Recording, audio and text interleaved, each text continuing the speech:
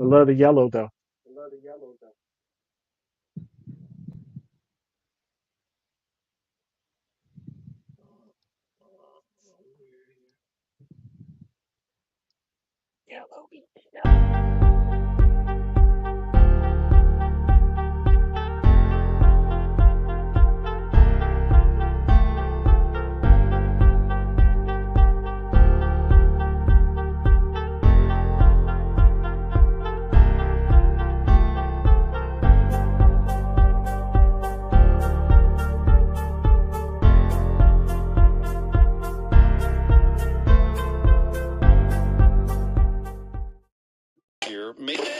I know you're gonna dig this.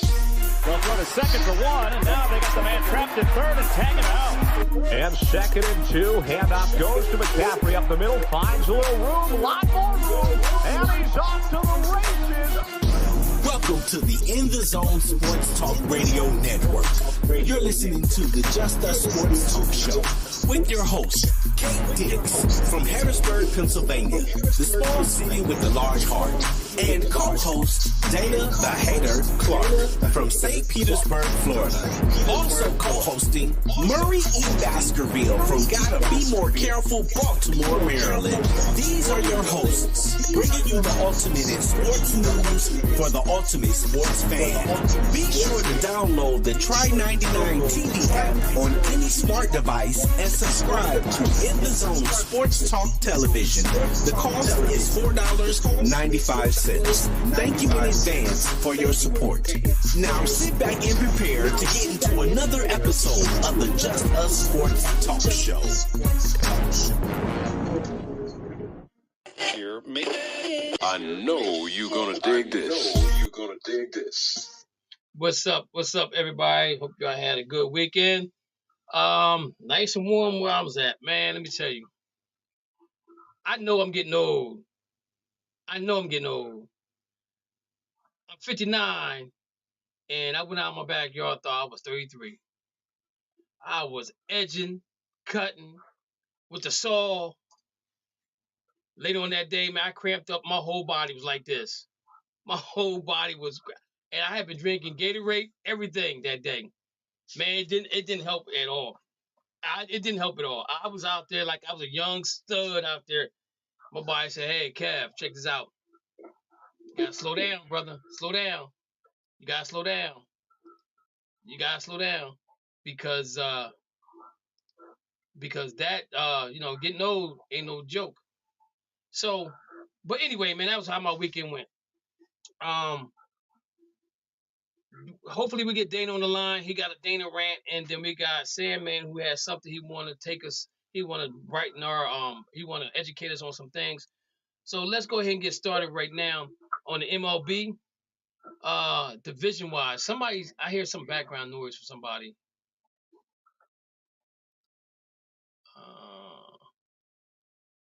Okay, we look like we got Dana on the line now. So let's go ahead and start it off. MLB standing 2024 as of June the 3rd, 2024. I guess I ain't gotta say no more. You gotta say no more. Them New York Yankees, 42-19. Yes, sir. Smoking at home. Yes, sir. They got that whole West Conference out there smoking. I mean American League smoking. They're 18-8 at home, ladies and gentlemen. And they play the Dodgers this weekend. Oh, let's get it. Let's get it, baby. Let's get it, baby. Yeah. Yeah, it could be a preview for the World Series. Go out there, show them how it's supposed to be done. But anyway, 42-19, 18-8 at home, 24-11 on the road. These guys are smoking, playing some good baseball. They are plus 107 in run differential. They won 5 in a row, 8-2 in the last 10. These guys have been on a winning streak. They lose a game here and lose a game there, but they playing good baseball. Baltimore Orioles are 3 games behind them. They lost 1 game. They're 8-2 in the last 10. In the Central Division, them Cleveland Guardians are keeping pace here. 39-20, 20-7 at home, 19-13 on the road. Lost 1. They're 7-3 in the last 10. Kansas City Royals, 36-25, only 4 games out. They lost one game. They're 4-6 in the last 10. Come on, Kansas City, get that. You got to do something about their road wins. You got to do something about the road wins. Got the Minnesota Twins right there at 33-26. In the West, we got my man Sandman's Club. Ain't it funny how all our teams, except for one team that we all like, ain't in first place? Make you want to say, Anyway, Seattle Mariners 34-27, playing great baseball right now. 21-11 at home, 13-16 at the road. They got to get that road record better. They're +7, not good, but they're winning. They won 3 in a row. They're 7-3 in the last 10.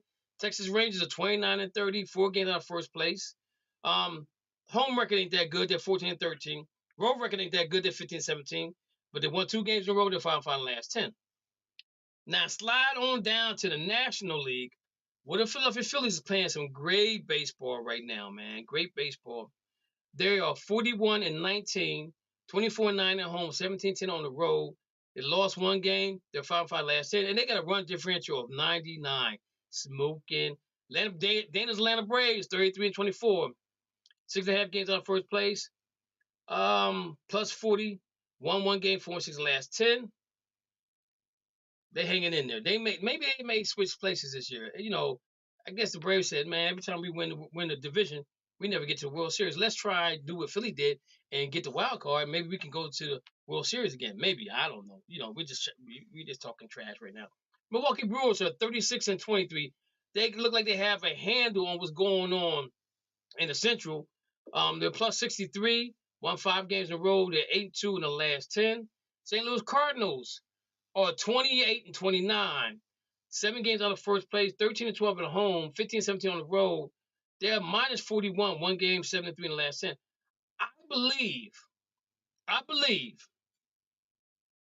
Chicago and the Cardinals, if they get hot at a certain time in the season, they might be able to catch Milwaukee. I don't think that division is all theirs right now. I'm just saying we'll see how this thing pans out. Cubs got to do something, because if they don't, Skipper might be gone.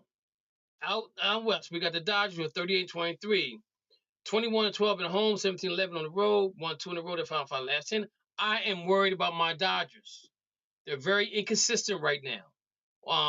Max Muncy is out for nobody knows how long. We got some injuries that's been popping up, so I'm getting a little worried. Because we're losing games. Like, we lost the 1 game to Colorado 4-1, I think it was. But I found out that they was on a tarmac for like 11 hours before they even went to LA to play the game. So maybe that might have been a reason why they lost the game. But I'm still worried about them. Do they have one of the best rosters out there? Yeah, I think they do. But I'm still worried about this team right now. I don't think the West as strong as they seem to be. You got the Padres, who are 32-30. They're 6.5 games out of first place. Their run differential is 11. Lost 1, 6-4 in the last 10. San Francisco goes up and down like a roller coaster ride. They're 29-31. Arizona and Colorado is in the back. Sandman, talk to me about your Seattle Mariners. Are you happy? What's going on with you? How you talking? What you talking? I'm very happy these Mariners because last week there was a lot of changes. There was changes in the rotation. They brought down Julio out of the top 4 batting rotation. We fired our offense coordinator / bench coach. And as of today, we signed Victor Robles, who's a former top prospect in the MLB, who used to play for the Washington Nationals. And I'll tell you what, the way this pitching and batting's going, if we can just keep it up, keep that train going, there's going to be a lot of potential once we get to August. But for right now, we're just enjoying the wins while we can. Because that AL West, anything can change. Mo, talk to me about your New York Yankees, who's looking smooth in the glass. All I gotta say is this. Cole is making his first rehab start. We're 42-19 without our best starter. Our best starter is a rookie. who filled in for Cole. We lost one of our great pitchers as well. We had another one that just came up and just stepped right in. I think this team is a team of destiny. They are really loving Soto and Judge. How quickly people forgot how much of an MVP he was because of how slow he started. He's one of 3 people to ever have 15 home runs and 10. I think it was maybe it's 20 doubles in a 25 games span. The boy is on fire. He got that hot fire. His name is Dylon now. So let me ask you a question. Y'all gonna get Soto contract extension before the season, or y'all gonna still wait? It's still going to be after the season, man. I told you this all the time. He ain't gonna sign, especially now. Every home run, his money goes up. Okay, I'm just saying now. You know, some teams out there can afford him. The way they stash your money in the back of the back banks for 10 years from 2050. now, y'all gonna be the worst team in baseball, and you're gonna look at like one That's all. championship won. One championship That's won. okay. That's okay. You got your ups We and you got got your 3. downs. That happens. We got 3. That's what happens. That's what happens. Well, I mean, we got 27, but How many have stop with the 27, man? How many was you born to see? what does it matter? No, how many was you born to see? I think I saw like 8. Okay, didn't take the 8. Stop being greedy. I don't even think there's like 3 teams that got more than 8 championships. So we got Curry and we got Dane on the line, and they're both Atlanta Braves fans. Talk to me. What y'all thinking? It's a marathon. It's not a sprint. We'll meet up with the Yankees in the World Series. Dana, you know I love you, man. I love you like a stepbrother. But stop being a homer. Can you stop being a homer, please? But I mean, I can't do it, Kev. I'm rolling with my boys. I ride. It's like bad boys for life. We ride together. We cry together. I ride for all my teams. I'm not saying. I don't care about it. I'm not saying you ain't got to ride with them. But man, I mean, 33-24 is a good record. I mean, to be honest with you, it's a decent record. But if you look at right now, if they would go to any other division, they still would be in second place. Any other division. Like this. Again, I say, it's a marathon. You notice about baseball, the top record don't really never go to the World Series. Well, that's because they got that bull diggity playoff situation thing. I don't like. Mo's great. Mo, you got something to say? I know you had your hand up. Okay, so I was wrong. I've only seen 7. Well, I mean, since I was born. But okay, that's the same amount that the Dodgers have ever won. Yeah, and to be honest with you, I've seen 4, 5, I think, All from I'm the saying, 80s. all I'm saying is this: we got 27. The Cardinals got 11. The Red Sox and the A's got 9. The Giants got 8. I've seen just as much as every other team has ever won. And I'm not disagreeing with you on that one. But you know what? People come to me and they say something. I say something about the Celtics. Like, was you born when they was winning the titles? I was like, yeah, I was born in '65. I was born in '65. Yeah, so I was around. I said I watched all of them, but I was around. You know what I'm saying? But I'm just saying though, some of y'all give you 27. 20, and then I go back and I say, like, somebody to be really smart about us, like, he said, yeah, we got 27 titles. I said, name the starting pitcher on the second World Series they won. Huh? Yeah, so be quiet. That's how I shut them up. Hey, Bruce. But getting back to you, Dana. I understand that that you're a diehard. I'm not saying nothing about that at all. Because I'm a diehard, but like I said before, I'm worried about my Dodgers. You're treating me like a Cowboy fan. You stupid. Cowboy fans worse than me. Stop it, Kev. You know, I've been riding with you the longest. I know. We like Martin and Will. We the longest.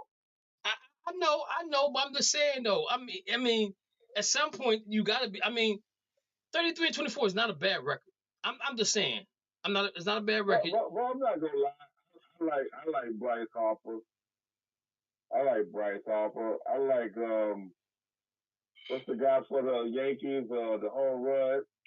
He used to play for the Marlins. I can't think of his name, but he's balling now. Oh, you talking about Giancarlo Stanton. John Carlos. Yeah, I like Giancarlo. He ain't doing nothing. Soto and Judge is doing their thing. They got 15 home runs. He got 15. Man, he do got 15 home runs, but I'm just saying though, you know that he's benefiting from Judge and Soto being there.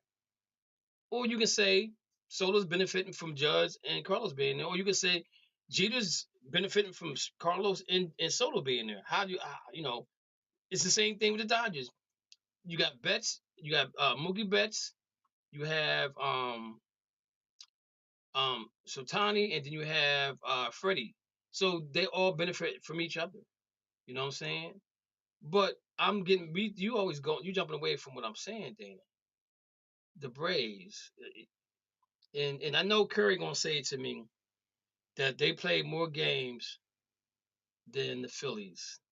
So before he says that, I'm gonna say it to him. They played 3 more games. The Philly has played 3 more games more than Atlanta Braves. So if he has something to say about that, I was ready for that. I'm ready for that question. That statement today. So Curry, what you got going on with the Braves? Is you a little worried, or you okay, or you like Dana? It's a marathon. Well, I'm not gonna say I'm worried, but I want to go back to something you said in the beginning of this thing. You said the Phillies are on fire. They're playing great ball. They're doing all this, all that. And when I looked 2 weeks ago, their last 10, they were like 8-2, 7-3, 9-1. Now I look at their last 10 and they're 5-5, and you're still saying that they're playing such great baseball. Well, wait, okay. They're playing 500 baseball over their last 10 games. Okay. And so that's not setting the woods on fire, in my opinion, right now. Now, I smell those hate burgers that you're cooking for the Braves. They got the whole neighborhood smelling. And let me say this now. Let me say this. The Braves are not bad, considering the injuries that they had. Their pitching, all of their pitchers are the ERAs are right in the 3s. It's just a matter of the bats coming around. And like I said last week, the Braves are not one of those teams that's just going to sit still. They're going to go out and they're going to get some pieces to fill their voids. And I feel like when it comes down to the last part of the season, or right at it, the cream will rise to the top. So let me ask you a question, since you said that. So are you telling us that they're going to win a division, or they're going to remain where they're at as far as the season progresses? Do you think they'll win a division? Well, I don't see the division being out of reach. So I mean, they got just as good a chance of winning that division as the Phillies do. I don't own a team that I see that may be completely out of that. Are the Mets and the Nationals. Everybody else got a legitimate shot if they get on the street. And you know how baseball is. Baseball is a very restricted sport. You could go and win 15 out of 20, and then you mess around and lose 15 out of 20. It could happen. So Right, because it happened. And It happened to as the Diamondbacks Dana last year. said, it's a marathon. And I agree with you because the Diamondbacks did that last year, and they won like 9 in a row, and they got into the playoffs, and they ended up going to the World Series. And they lost to the Texas Rangers, I think it was. That World Series was the most less watched World Series they said in the last 10 to 15 years. And that's what I'm saying. That's why I don't like the playoffs, because you get a team that's 4 or 5 games above 500, they get in, they get hot because they're constantly playing all the time. Where the teams that they're playing that's already in there that won the division, they're sitting back waiting for them to come and play, and the bats are already hot. That's what I don't like. And Mildred or Milfred or whatever his name is, I don't know about nobody else, but I'm not happy with that. I'm not happy with the playoff situation in the MLB. They trying it. I'm not liking it because again, you getting a false presentation of who the purpose of winning the division is. You got to be a purpose behind that. And if you want to say to me, well, if you win the division, then you get time off. But if we look at it how it's been working out, them teams that get time off don't get to the World Series because the bats have to warm up again. Because I believe in when you're playing every day, you play 4 games and you take a day off, and then you play maybe 2 games and take a day off. Your body's already in the repetitions of doing it constantly during the season. Then all of a sudden you have to stop it, and then you got to repeat it. You got to bring it back up. That's the hardest part of the baseball playoffs that I don't like, and I think it gives an advantage to the team that gets to play the wild card game and play the playing game and the wild card game, because they're still playing through the whole period. Now they do get some time off, but it's only to the World Series. And as you've seen, the cream rise to the top with the Texas Rangers outplaying the Arizona Diamondbacks, who had 4 or 5 games above 500 and they got in. I don't know about y'all, but I just don't like it. It may excite some people, but it didn't excite me because I don't think I watched one part of that baseball World Series because I don't like it, and I probably would never like it. And even if the Dodgers would get into that situation, get to the World Series and win, I still won't like it. I don't care. I'll accept the ring, but I'm not gonna like it. I'm still saying to that day, I don't like that. Go back to the way it was. If you play, you play all these games, right, for a reason, and now you supposedly it's a benefit to winning, but it's really no benefit to winning. In my personal opinion, it's no benefit to winning because you play hard through the season, you get the number 1 seed. Now you gotta wait for somebody else to play, and you gotta wait for somebody else to play. Then you gotta wait for somebody else to play. Then you play. Nah, I'm not cool with that. I wanna keep on playing. I want to keep on playing. Any other comments, guys, before we move on? It's never going to go back to where it was, because if you remember, Kev, back in the day, it was only 2 divisions in the National League. You had the East and the West, right? And same with the American League. And whoever won that division played the other division, and then you went to the World Series. And so it's never going to go back to the original way they once had it like that.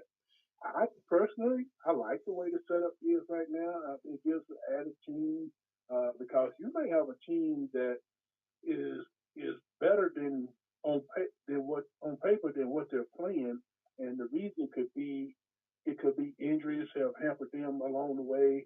Then all of a sudden they start to get players healthy again, and they start to get their niche. Mm-hmm. So they may be better than a team that actually won the division. Okay, you got a valid point there. Touche. You got a valid point there. You definitely got a valid point there.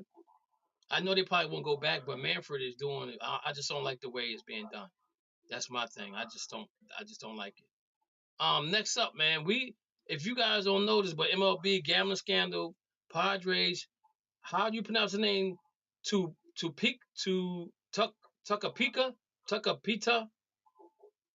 Marcano. I guess that's how you pronounce it. I don't know. He's under investigation, accused of betting on baseball per reports. and they're saying he's not the only one. And this is where the problem comes in. You know, in baseball, they don't fool around. That's one thing I can say about baseball. They don't fool around. You get caught betting, you're done. You can't step on. You ain't seeing no more baseball field. Poor Pete Rose, he might get in the Hall of Fame when he dies, so they know they gotta have no speech for him. But then if his family if his family get up and talk about him, it's gonna be like Pete Rose. I'm telling you right now, Pete Rose already has a speech made. So when he dies, this is what his kid's gonna say. My dad told me to tell you all this. He's gonna get the last word. But we know baseball don't play with this. So the Padres infielder under investigation for Major League Baseball for allegedly violating the league gambling policy, the Wall Street Journal reports. According to the report, Marcano, am I pronouncing that right? Marcano has been accused of gambling on the Pirates game while he was on the Pittsburgh injury list last year. If Marcano is found to have broken the rules, he faces a lifetime ban. Spokesman from MLB confirmed CBS Sports Monday that Marcano was under investigation. We're aware of the activities investigated by the Major League Baseball regarding a matter that occurred when the player in question was a member of another organization and not affiliated with the San Diego Padres. The Padres said in a statement, the WSJ, we will not have any further comment until the investigation process has been completed.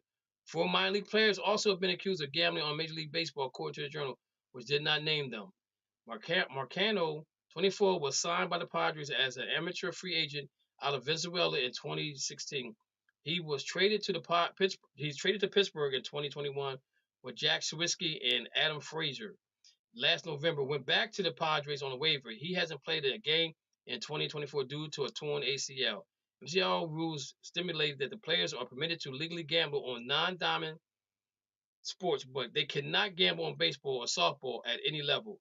A player caught gambling on the team other than his own face a 1-year suspension for the first offense and a lifetime ban if he's found having gambled on his own team, as Marcano has been accused of. Earlier this season, they talked about Tano's interpreter. Man, what's going on?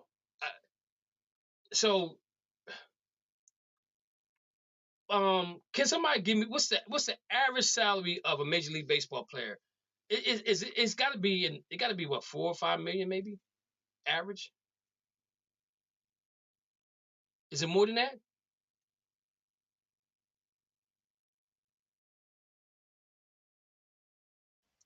It's 4.5 mil. 4.5 mil. 4.5 mil. Yeah. So let's take taxes out. So let's take the money that the agent gets. Let's say that he gets, like I'm saying, it's 4.5 mil. He said. So let's say the agent gets $1 million. All right. So that leaves him with 4 mil. Then he got to pay taxes on that. So let's say he's down to 2. They ain't getting 20%. I'm just throwing it out there. 5%. Okay. So what did he get? $750,000 maybe. That's close. Yeah. Well, no, okay. He gets like no. If they make $1 million, if they're making $4 million, yeah, if they're making $4 million, about 700. Well, no. So make up your mind now. No, if they're making $4 million, if they're making $4.5 million, 10% of that would be would be 450,000. Okay. So thus that's 230,000. Okay, so 230,000. So if you have never lived that life before, you're not blowing that money. You know what I'm saying? And if you break it down by month, they get paid every Tuesday. They get paid like once a week or something like that. I forgot how it is. That sounds about right. Okay, is it twice a month or every week?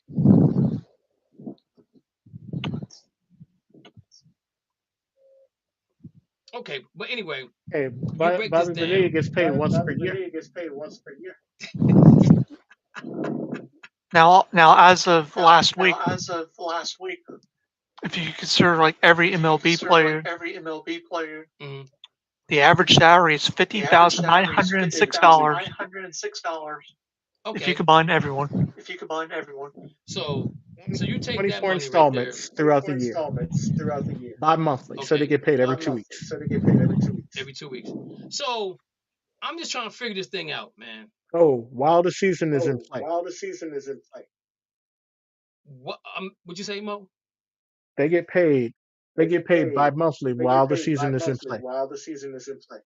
Okay, so I'm just trying to figure out. You can't spend a lot of money during the season because you're working, right? So you probably spend most of your money on vacations when you're off, and you buy your new house and all that kind of stuff. And I'm just trying to figure out. I'm trying to figure out why would this guy bet on baseball? I'm just trying to figure this one out. It it it it's Why it's do people who buffoonery don't have money bet? because they got a problem. Exactly. He got a problem. It's called But stupidity. well, yeah, I mean it could be that. But again, you got an agent, so your agents be saying something to you like, "Yo, man, where your money going? What you doing with your money?" Your agent's supposed to be protecting you from all the shenanigans that you're doing. And maybe his I agent know we wasn't ain't that. talking about this, man, because we can Talk about make what? this straight back to Shohani. No, but what I'm saying to you is this right here. Hey, Mr. Sandman, you He, see how you got stuck for a second there?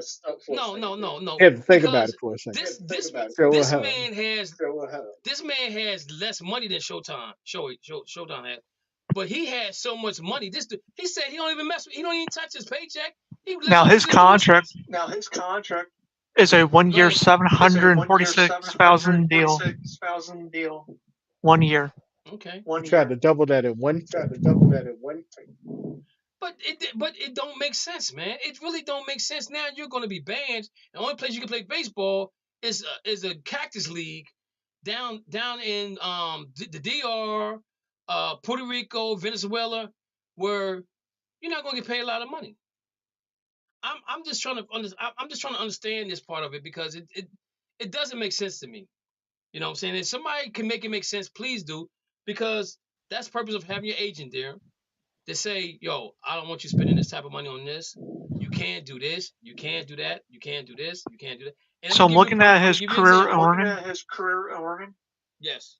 The reason why he probably did bet on baseball is because this is his biggest contract. But since he's with the Padres after tax, that 726,000 ain't really a contract to him, in his opinion. Because after tax and all that, you're only gonna get like a lump sum or like a quarter because of where he's playing at. Okay. And I now that and that's the thing about it, we break it down so that we can understand why he did what he did. But again, you're jeopardizing your career to bet on something that you know you're not supposed to bet on. And I'm not saying the guy's not bright. I'm not saying he's the sharpest tool in the toolbox. I'm not saying he's the sharpest tool in the pencil box. But why do we do this? Why do people cheat? I well, they cheat because they don't they think they're not gonna get caught. But then as soon as they get caught, they want to say I'm sorry. Same reason that he bet. Everybody has a Yeah, but vice, come man. on, man. Yo, I get that, but again, and I don't know if he has a family or not.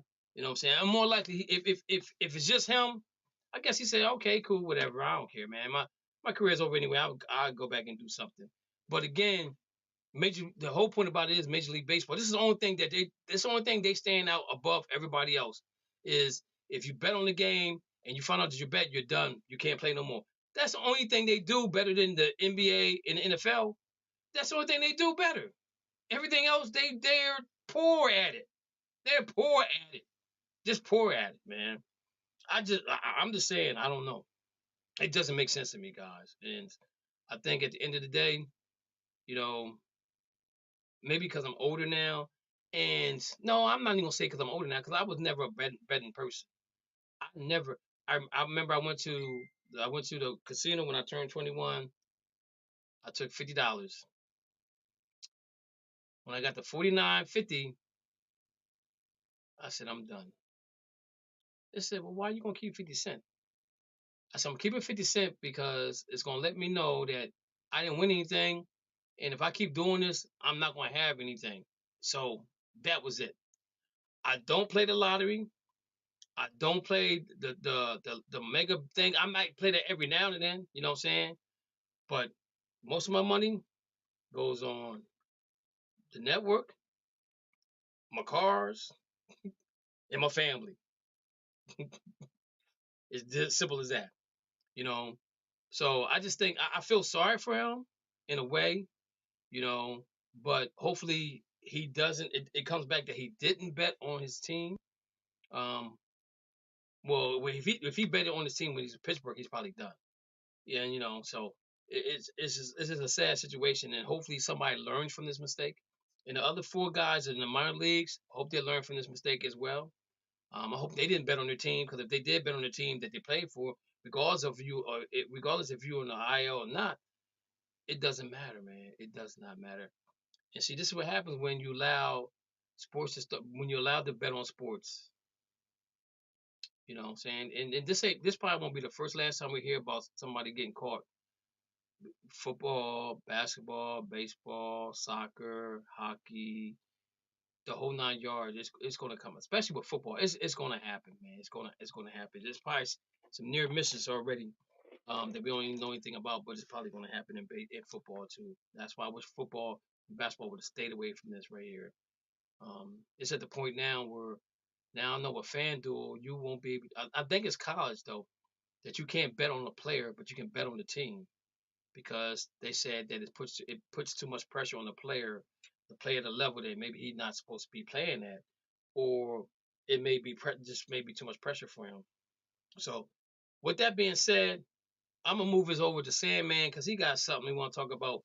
Another scandal that's going on. Got scandals all over the place. Scandals. The scandal. Scandal We're Nation. talking about the movie.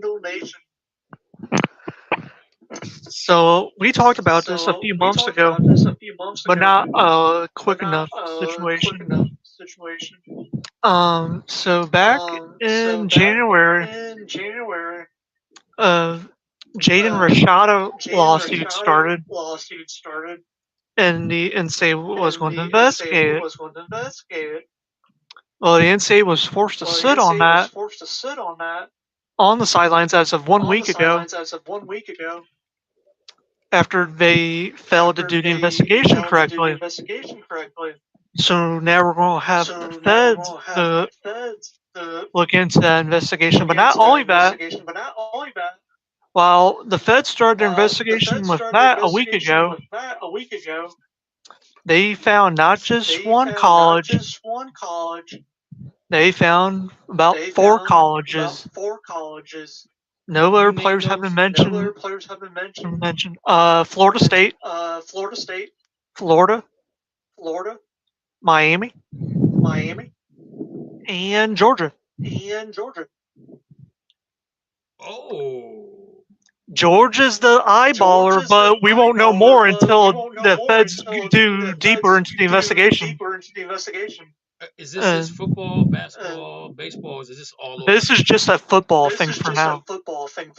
Ooh. But in the article that I looked into, they won't mention our players' names due to safety and concern, but they have also filed a lawsuit with Florida, Florida State, and Miami, and Georgia, based off of NIL contract Ooh, that they were Dana, promised. Ooh, Dana. And there's some former players who. Go ahead, Sam, man. Go ahead. And there's also former players who haven't been paid in their full NIL money. Now, wasn't there somebody that just recently went to the pros? Or was that We were talking about Marvin We were Harrison. talking about Marvin Harrison. With his situation with Phoenix. Right. So how much of an NIL situation is this dealing with the money situation, the scandal, or is this is part of the scandals going on, or is it something separate from the scandal? But NIL has something to do with it. Like, is it NIL a branch off of the scandal, or is that the main scandal? It's a branch of NIL. So like each player is looking at $13 million. And we're only at 6 players so far. And Florida's lawsuit was 2 weeks ago.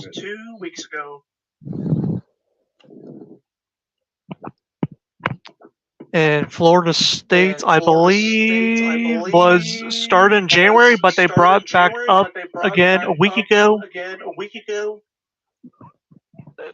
Because once the NCAA was forced to sit on the sidelines with the Rashada investigation, the feds basically wanted to see all the error lawsuits in between and combine them into one lawsuit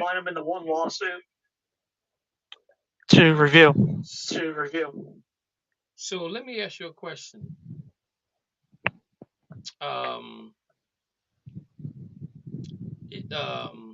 Nick Saban,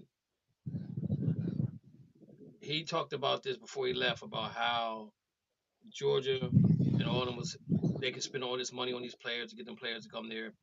And we know that Alabama was paying guys underneath the table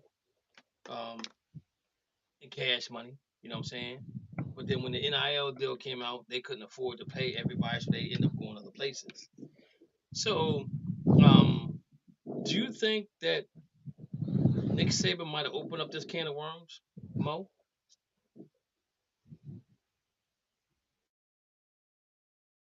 I think so. I think it's been going on for a while. Nick Saban just got out because he was just like he was tired of it. He couldn't compete no more. So, Sandman, how do you think they're gonna fix this problem? Is it fixable? I believe it is, but it's going to be down the road.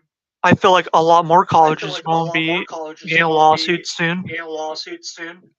Could be from active players or from more players from the previous season.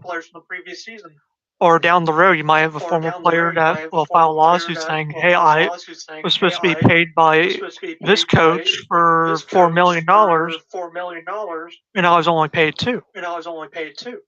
So let me ask you a question. I thought when the NIL deal was, they're supposed to get the money up front. Wasn't that how it's supposed to work at the beginning? Yes, you are correct. Unless they were to withdraw within a certain time period. So, like, let's say I committed to Florida State, but then I leave a day later, then that NIL would reverse. Okay, because now I'm thinking about this though. When you sign an NIL deal, most guys, now I'm not saying everybody, but most guys that we know that are top draft picks or whatever in the NFL, going to the NFL, you know, they already know they can do 2 years in college, get out of there, and go into the NFL. So I'm trying to figure out how they didn't word their NIL deal in that word phrase is saying, okay, I'm gonna be here for 2 years, barring any injury, and this is how I want my money given to me, you know. And now you're saying that if they leave before the NIL deal, I mean, if they leave before they're supposed to, then the NIL recurs their money back, and I can get that because it is what it is. But now if it's a binding contract, regardless of the case may be, then they should get the money. And guys, correct me if I'm wrong. Tell me if my thought process is difficult to understand or difficult. Most NIL deals, they're going to word those to benefit the player. Wouldn't they do that? I mean, that's going to be the benefit of an NIL deal, right? And the thing is, with NIL recently, when NIL first started, it was only for sponsors. like companies and all. Okay. Now the player can be in high school, and every college can offer their players up to $20 million in NIL. In high in high school now. Yep. As long as they do the commitment and they don't decommit. Where did you find that information at? I can send that to you later. I just remember a few weeks ago the NCAA had that approval after the federal Supreme Court got involved with the NIL with college. So like each college has $20 million to spend. So like they can give like $1 million to this player, 2 million players to the next player, and so on. So is it $20 million across the board for every school in NCAA, or is that just for certain schools? I believe it's going to be across the NCAA because with the TV contracts. Okay. And they're talking about $14.2 billion in revenue. Yo, I'm gonna adopt me a son. I'm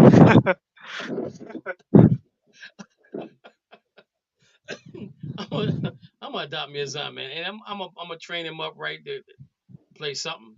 This is crazy. This is incredible. This is incredible, man. This is so incredible. And I'm not saying I'm against it, because just think about how many kids that go to college that play sports. I mean, you get free room and board, you get a free education, right? But then let's say you tear your ACL and you can't play ever again. Now some schools may take their scholarship back, and then you can't finish your education because now you got to pay for it, which I think that's not right. If he plays for your team and gets hurt, his scholarship should be paid in full. He should be able to go to that school and finish getting a degree in whatever he can get a degree in if he can't play sports again. That's just my personal opinion, and that's something that Congress need to look at and they need to change. But I don't have a problem with that because, like I said before, you have people that are struggling. Parents are struggling to make ends meet, and he signs an NIL deal, and now they're living better than they ever lived before. And the only thing I gotta do is compete on the football field. Now with that new NIL. Go ahead. When the bowl games come up in the playoffs, let's say we get a normal bowl game. And let's say I'm trying to recruit you. And we agree on the NIL, like let's say $5 million.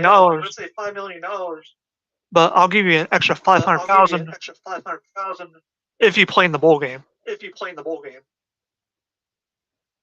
Okay. And I'm glad you brought that part up. So, everybody on the panel, when's the last time we seen in a bowl game somebody that's have won an award, the Nipkoff, the wide receiver award, the running back award, whatever award, and they end up with a major injury that could not play the next year or get drafted next year in the NFL? When's the last time you saw that happen? Can anybody recall? Offensive lineman last year. Who was that? I gotta find it. I think he won like the best offensive lineman award, but then he got hurt right before he was drafted, I think, by Tampa Bay this year. Okay, Dana or Curry, do you guys know anybody that's been in that situation where they played and got hurt and it killed the draft stock recently? Not off the top of my head, I don't. Okay. I remember a long time ago. The only one. The guy, he was like the number one guy for the Hurricanes, Yasiel Green. And he got drafted like number one by the Dolphins, but he was like a bust like the rest of his career. He was great in college, but once he tore his knee or something, and he never was the same. He just was Nikhil Green, he didn't hurt himself before the draft. He actually hurt himself after he became a Dolphin, and he actually tore his knee up 2 years in a row. I think he, but yeah, I don't training camp. The only other the only person I can really think of is Willis McGee. At Miami when he really messed up his knee, but he still came. McGahee, he came in the NFL and he still played well. Mechie did that too. So did Jameson Wilson. Jameson Williams. Who's that? Jameson Williams from Alabama. Okay. Best wide receiver, and also Mechie did it as well. Both wide receivers. So they got hurt in the bowl game before they got drafted. I think Jameson got hurt 2 games before the bowl game. I think Mechie got hurt. I don't remember when Mechie got hurt. Yo, I'm gonna go off topic real quick.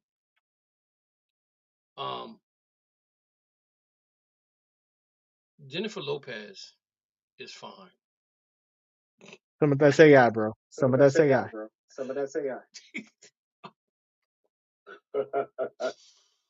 You got wife. You got wife. I know, man. I know. But something popped up on my screen right now. And I'm like, Lord, have mercy. You need to stop. You better move on. She played in this. She just played in this movie, right? This last movie that got.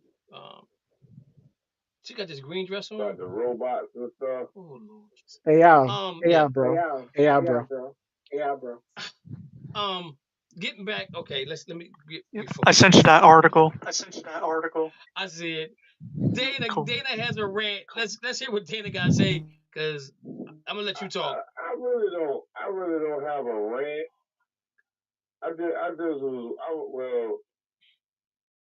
I was bored yesterday, so I was watching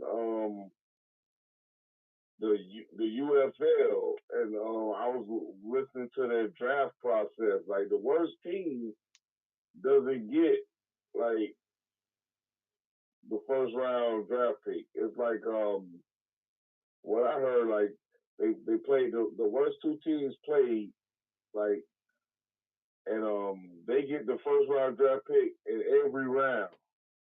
And I was just sitting there thinking, I said, what if they did that in the NFL? Like, the worst team get the first pick in every round.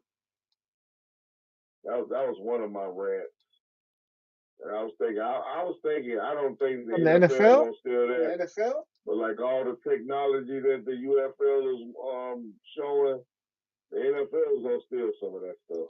Well, Dana, the NFL does the team that drafts first, the team that drafts first do get the first pick every round.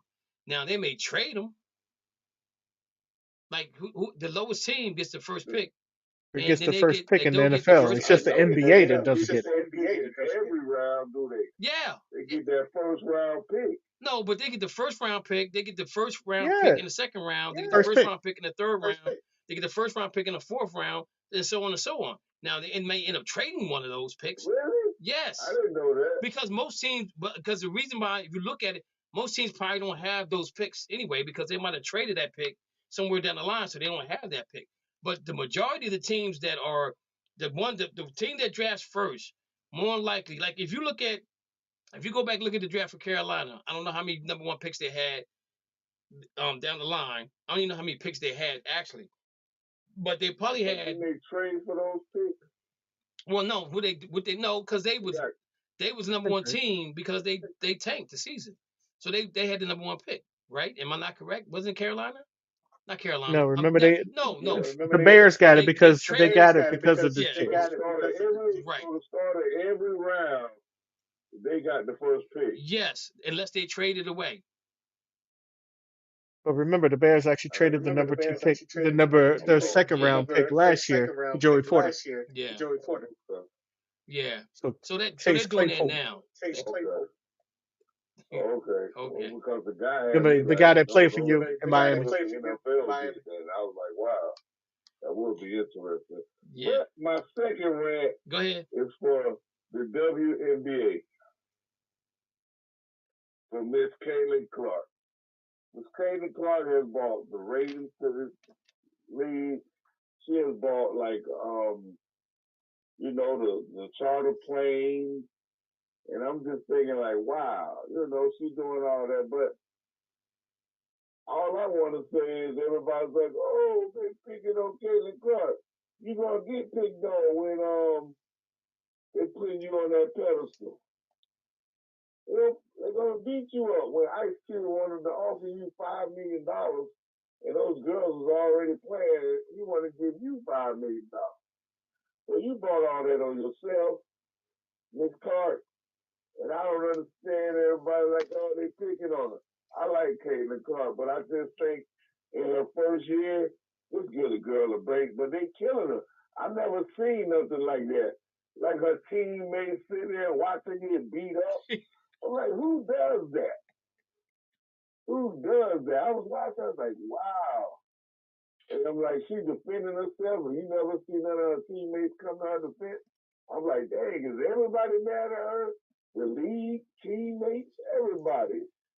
But like I agree with LeBron, it's like, okay, she brought all that to the league, and everybody's being petty, like Charles Barkley say. But I think like half of it is she brought it on herself. But I just think she got to prove herself, and she got to stop showing her frustration. She got to stop showing, like, letting them get to her. But stand strong, Caitlin. That's all I wanted to say. That's all I wanted to say through my rant. So Dan, let me ask you a question. How did she bring that to her? How did she bring that to herself? She brought that on herself. How? Like, to me, I'm trying to be nice with it, because to me, she really hasn't done nothing. I mean, she did all that in college, but she ain't really done nothing in college. She broke a record. She didn't win no championship. She didn't do nothing. So how did? That's all I'm saying. Again, and then Ice Cube put the thing. But you got these girls in here working hard. Like, why you didn't offer us the $5 million? You offered it to her. Why you offered the $5 million deal to her to come join the Big Three?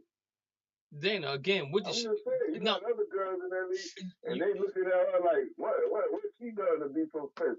But Dana, you still didn't answer my question. What did she Can I do? answer the question though? Can I answer the question? Go ahead. Yeah. Go ahead. Dana, I got two words for you, Dana. Larry Bird. She is the next coming of Larry Bird, and they are trying their best to find the next bright white hope. Larry Bird was all right, but he wasn't big too, Magic. He didn't win anything in college either. Magic beat him. Just from college to the pros, but Larry Bird was good. I hate to say that, by to throw up on myself, but he was good. So was she. She was the most marketable player in the college basketball, man or woman. Dana, let me say. They didn't pay attention to Larry Bird like they did Caitlin Clark. In college, they did. What? Yeah. They didn't pay attention until he went to the championship against Magic. Right. He was all right. Have you not seen the rant? But the black dude at the talking about what he was what I can't remember. He was talking about that he kept heard about this Bird guy playing against New Mexico or Utah because he went to Utah. Talking about this Bird guy, what a great pass! This Bird guy, great shot, and he was just like, man, that brother can ball. Same thing Caitlin Clark was doing, just enough. Didn't do nothing but go to the championship and lose. Dana. Whoop-de-doo. Dana, you still haven't answered my question. Dana, what has she done to deserve what she deserving? Because you're not giving me. I might have worded that wrong. I'll put it this way. You right.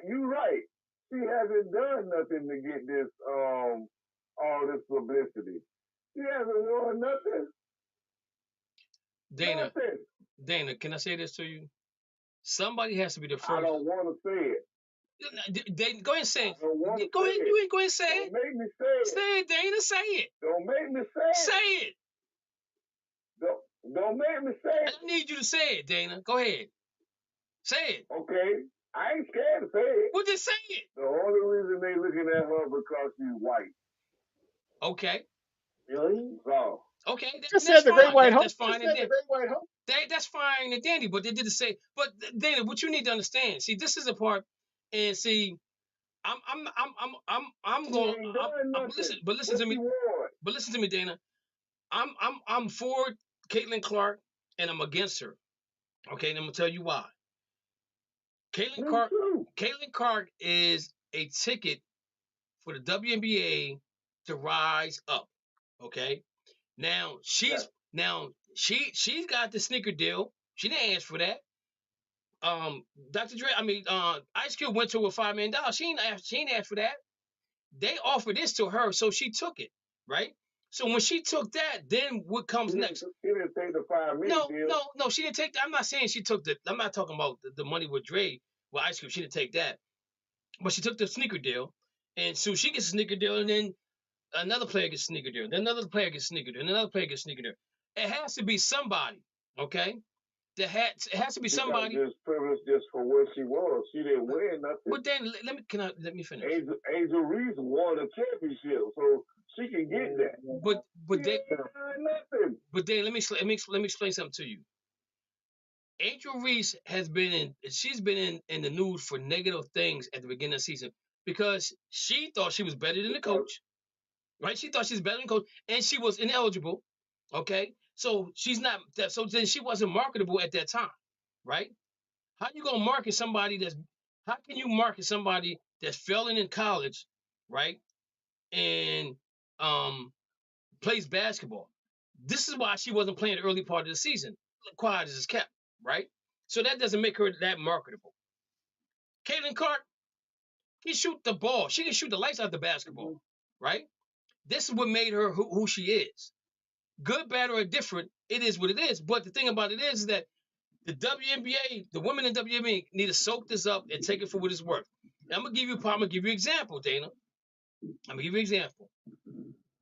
When Michael Parsons came to Harrisburg and played football, do you know how many other kids came to Harrisburg and played football with him? About 4 or 5.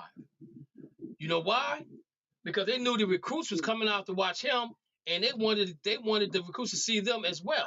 So what you bring to the game, right, is going to help others get seen.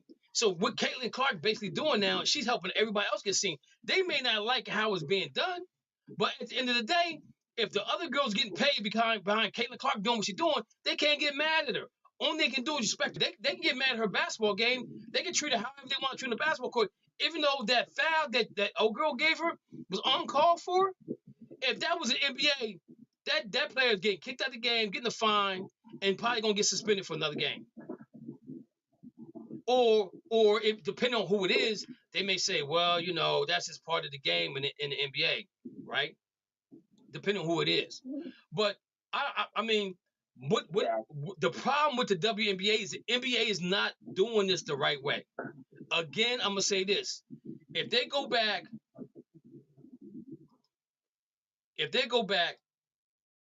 and look at this thing and say, where can we fit the WNBA in where they're gonna get the shine they need to get the shine? It's going to be hard because right now you have NBA basketball, you got Major League Baseball, you got NASCAR, you got golf, you got UFL football. If you're a football fan, you're watching football.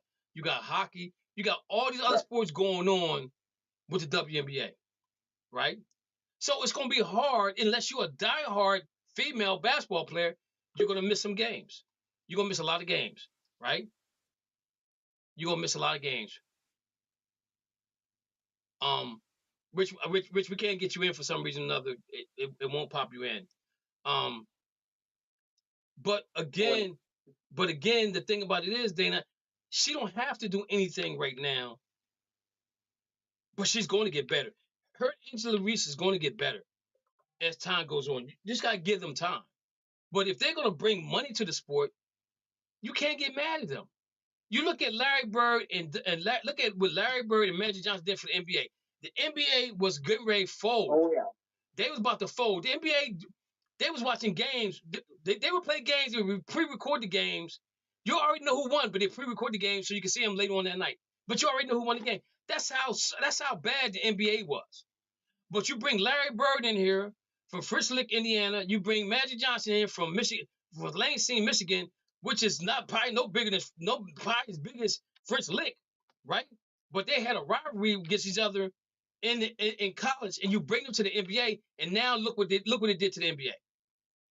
Look what it did to the NBA. So Caitlin Clark and Angela Reese can do the same thing for the WNBA. It's just not promoted the right way. The NBA is not doing this the right way. And again, I'm gonna go back and say this. Even though they may be fighting for football season, during football season, but if they will start when the weather gets cold, right around October, November, and they play their season up until after Thanksgiving, and basketball season starts in November, which a lot of players are complaining about how long the season is anyway. Now you people can go see them because it's indoors and it's cold outside. Basketball was meant to play indoors. Basketball was meant to be played during the wintertime, not the summertime. Everybody here is not going to sit at home on the 4th of July and watch a basketball game on TV when they can be out entertaining their family or friends or going to the beach. A diehard going to take his phone or take his laptop or take his iPad to the beach and watch the game. But no, most people are not going to do that. This is what's hurt. That's what's hurting the WNBA right now is the time frame that they're on. So they got to make up the difference some kind of way in it by giving them sneaker deals and private planes and making a contract so they don't have to go overseas no more. Then I'm all for it. I like Caitlin Clark. I think she's good. I think she's good for the WNBA. She's a rookie. She gonna make rookie mistakes, and she gonna get treated like a rookie should be treated. But again, if your teammates are sitting there allowing you get bullied and you're not doing anything about it, then I got a problem with my teammates. Because at the end of the day, we're all here for one thing, and that's to win the title. And if you're not here to help me or get out of my way. It's simple as that. And Dana, I'm gonna say this, and I'm gonna bring you back on. But I'm gonna say this to you right here. In the next 4 or 5 years, I guarantee you, most of them females on the fever won't beat her because if they got an attitude with her, they're going to be gone. Because at the end of the day, their job is to win basketball games.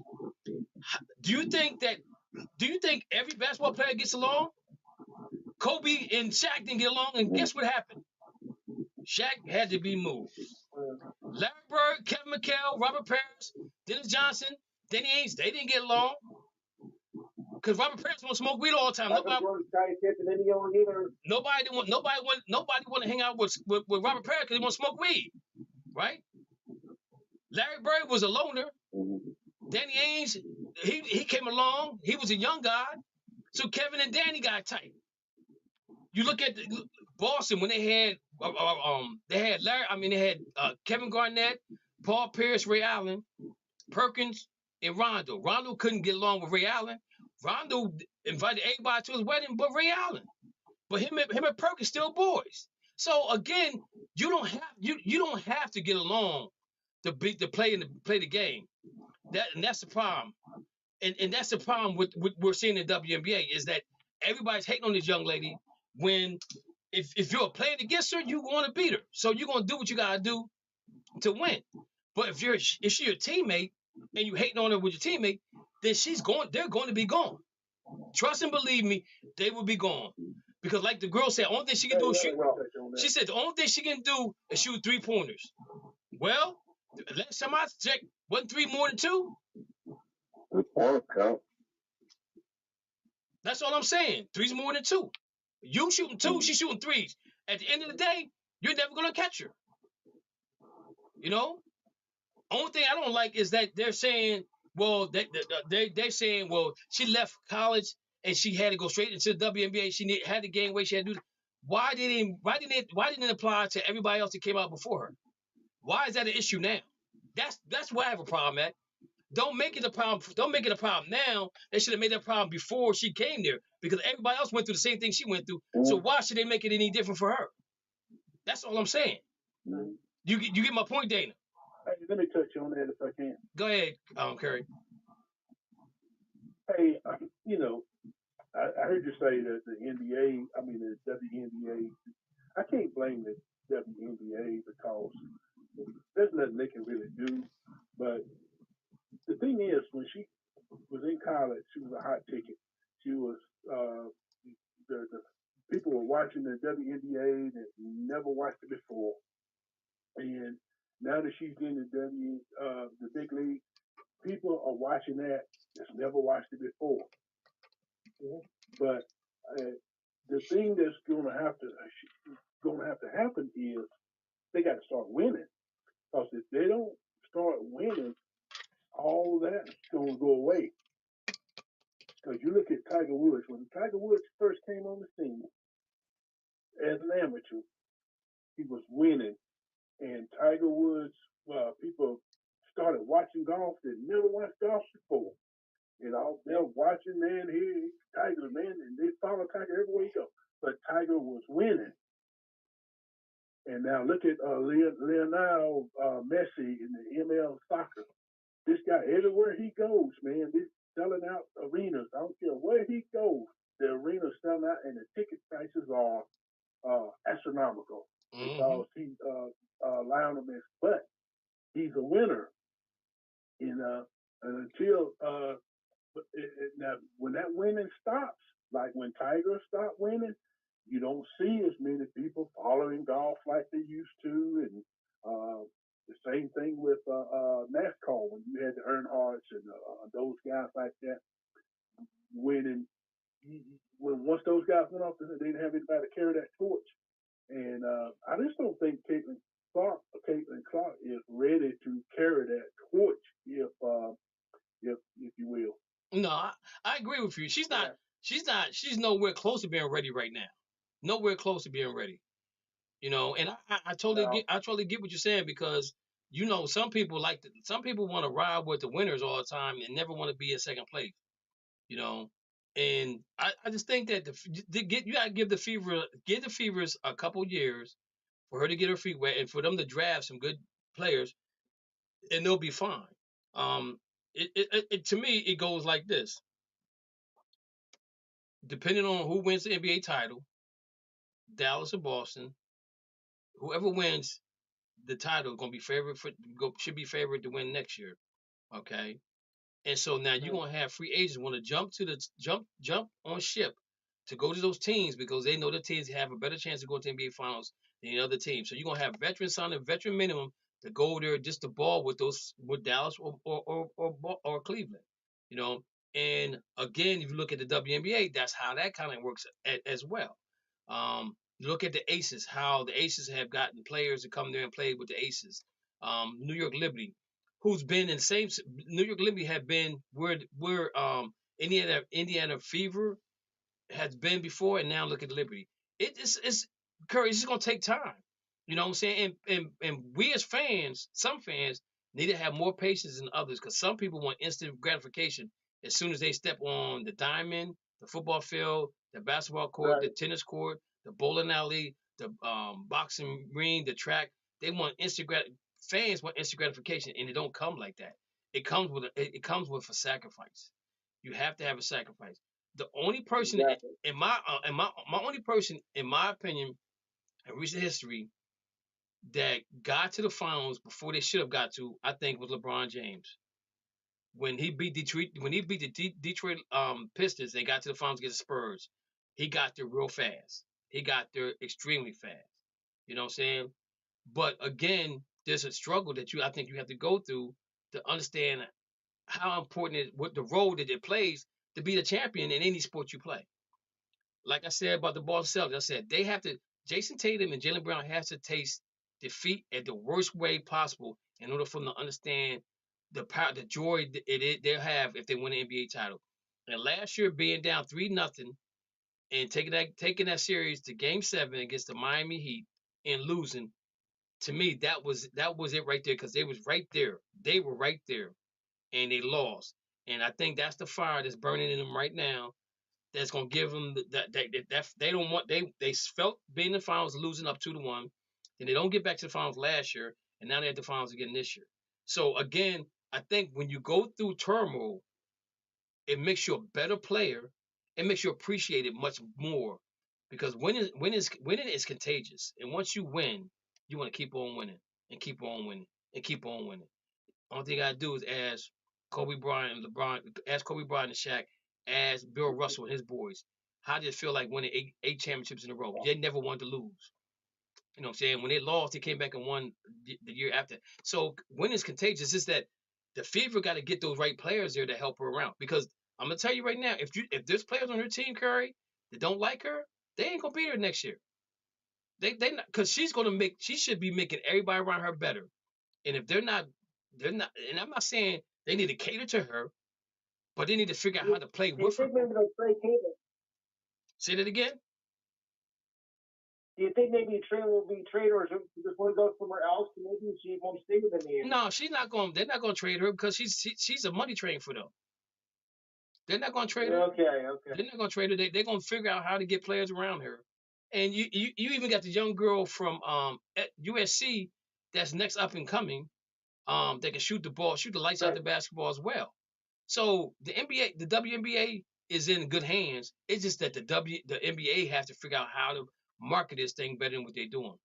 Like, for example, I got the clip, but I can't find it. On ESPN today, Monica McNutt told Stephen A. Smith, ESPN didn't even know when the playoffs started for the WNBA last year. How can you not know when the WNBA playoffs start? Right. That makes no sense to me. Like, for example, even with Major League Baseball, how many times when the playoffs start, we got to find what channel was on. We got to go find Fox. Where's that? Where do you know what I'm saying? That makes no sense to me. That makes no sense at all. And for ESPN not to know when the WNBA playoff starts, that's a slap in the face. And Mo and Matthew were just talking about how First Take don't talk about hockey, don't talk about NASCAR, don't talk about very seldom do they talk about boxing or UFC unless there's a big fight coming on. Yeah. They stick with football and basketball. That's it. They don't talk about nothing else, you know. But they're supposed to be the enterprise of sports. They should be talking about anything and everything. If they don't know something about something, bring somebody on and let them school you on how to talk about NASCAR, how to talk about hockey, all those types of things. I would love to have an expert to have a hockey show here, even a soccer show.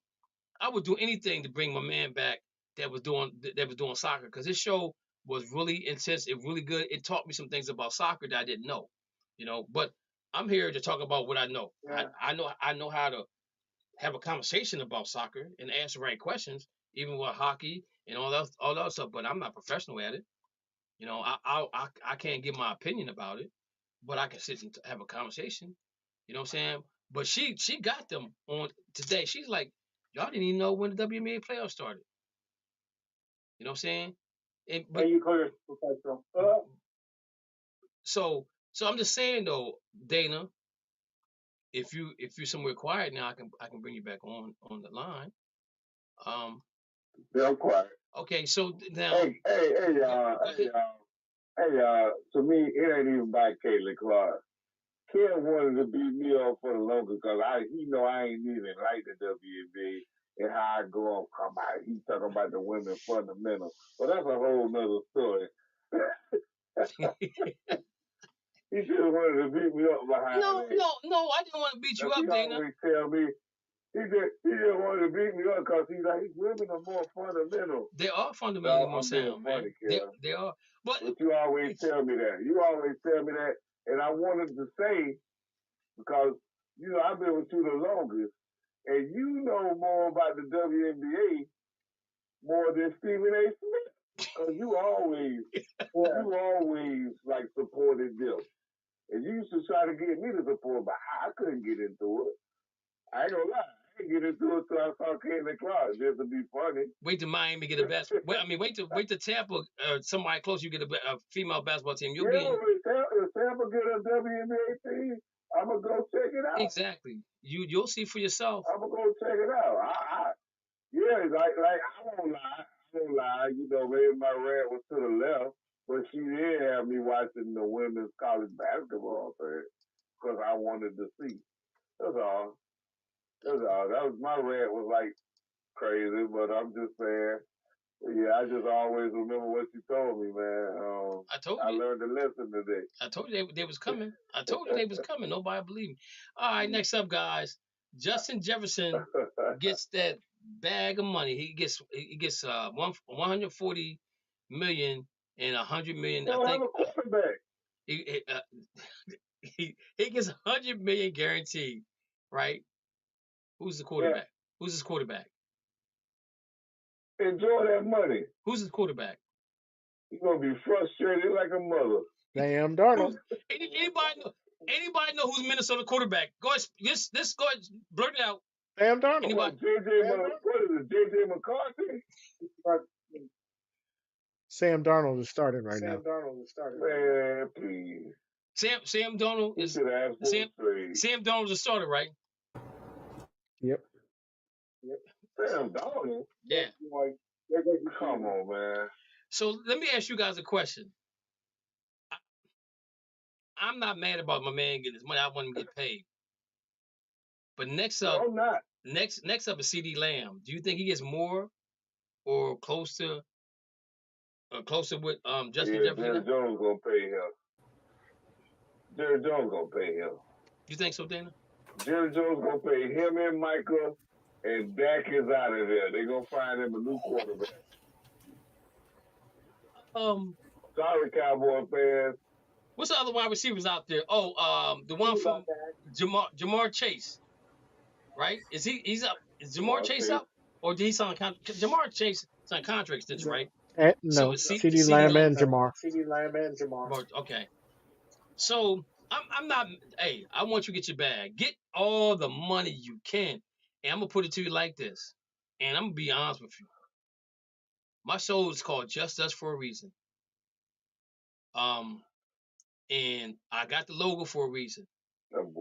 And if they wanna give Justin Jefferson all that money, just count how many mules and 40 acres they're supposed to give us back in the day, and the mules. And if it add up to $100 million, then so be it. That's the way I look at it. Get your money any way you can. But again, who's your quarterback? He's gonna be frustrated. Who is your quarterback? That money ain't even gonna matter.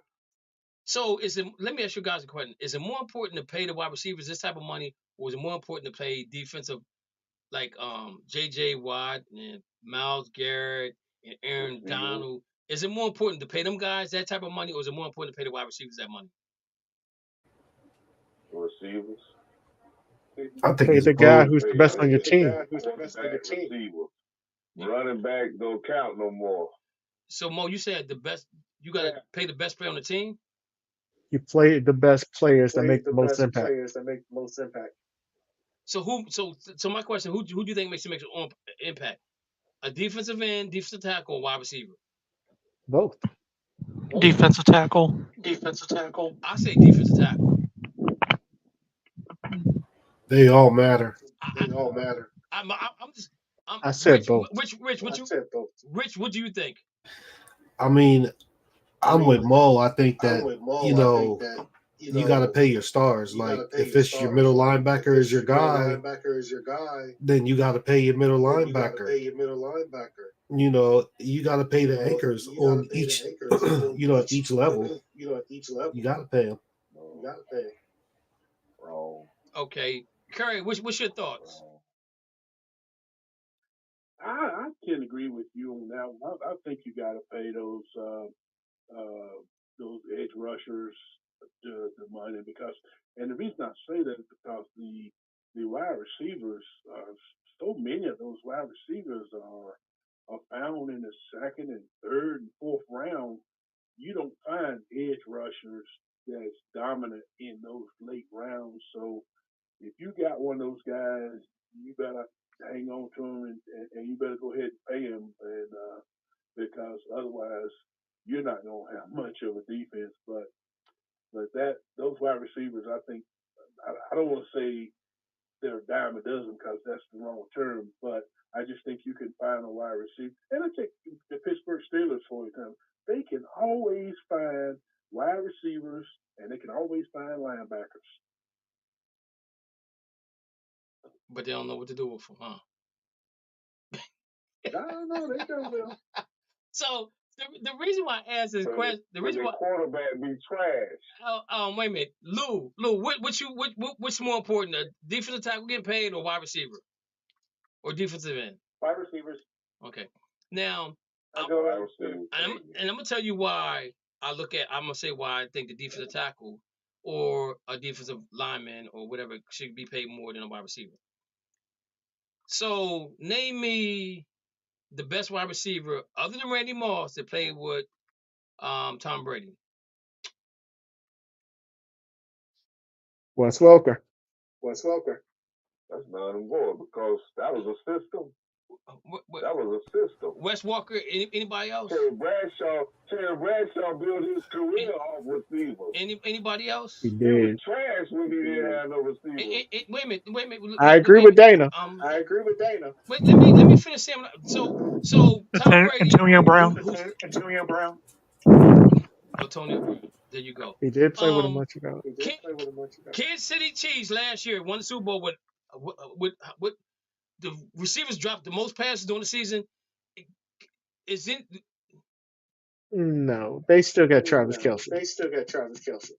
He's not a wide receiver. He's a tight end. There's a difference. Yeah, and he plays better than any wide receiver. Well, that might be. We can say the same thing about Kittle, right? We can say the same thing about No, Kittle. You can't say the same thing. Kittle, I think Kittle before Kittle got hurt, he could play. He was a wide receiver for 49ers. Did he not play? Did he not play wide receiver? He did. I'm not saying I'm not saying they're better. I'm not saying that he's better than him. I'm saying they both played in position that they could play wide receiver. Kittle was like, look, man, I need to be paid as a wide receiver because you had me out there as a wide receiver, right? And they said, That's no, before they got Debo. We gotta pay you. We gotta pay you tight end. And also AU. But don't Facts. don't move the goalposts. Don't move the goalposts. Don't move the goalposts. No, you can't move the goalposts. I'm not moving the goalposts. I'm saying he's the third receiver now. Travis Kelce is the number one. What we're talking about now, right? And again, before now, he was a guy. 2 years ago, Kittle was a guy, right? No. Kelce, No. I'm not saying years. Kelce. I'm not saying Kittle is better than Kelce. I'm saying they both want to be paid as wide receivers. They say you're tight end. You're tight. You're gonna get paid as tight end. Period to the end. This is why I keep saying to y'all earlier that coming soon. Offensive players, they're gonna come in. They're gonna come in as a what did I say? No, I'm not. I forgot the word I said. But they're not gonna come in as a wide receiver. Athletes. They're gonna come in as athletes. Weapon. They're not gonna have a name. They're not gonna have a name because now they can get paid whatever. But my point though is this right here. I'm not taking none away from Justin Jefferson. I'm not taking them CeeDee Lamb. I hope all them guys get paid. But at the end of the day, my defensive tackle, my defensive end can make a sack that cause a fumble. He can get a pick six. He can tackle the quarterback to lose yards. They can stop him from getting a first down. Those are all the things he can do. Wide receivers can't do all that. They can't do all that. They can't do all that. Receivers do more. You think so? Receivers do more. Yes, they do. Because that's why you go pay for that. That's why you go pay that dude $300 million. Who you throwing it to? The defensive tackle? You throwing it to the defensive tackle? Let me ask you a question. You got to go find him somebody who gonna go get it. So let me ask you a question. Randy Moss, Jerry Rice, Chris Carter. I'm not taking nothing away from none of them guys. I'm not Wait taking a minute, nothing away from them all. He said Clarence Carter. And everybody Wait a that you minute. just He said named. Clarence Carter. He said Chris Carter. He said Chris Carter. He said Chris Carter. I thought he said Clarence Carter. But the whole game, I'm looking for Justin Jefferson. Dana. I'm looking for Justin Jefferson. Dana, let me say this to you. You just killed every quarterback career with this conversation. No. Because that's why they get drafted number one to carry the organization. Look at the Michael Irving. Come on, man. You got to stop it. Wait a minute. Wait a minute. That's the most. Wait a minute, Dana. Wait a minute, Dana. That's like the. Dana, wait a minute. He had who was Mike Irvin's quarterback? Aikman. Okay. Is he in the Hall of Fame? Yes. Okay. How did Mike Irvin get in the Hall of Fame? Fixing the ball from Aikman. Okay. And Irving, and Aikman kind of begged to get him in there because he shouldn't, we know he shouldn't have been a first time ballot wide receiver anyway, but that's a different story for a different day.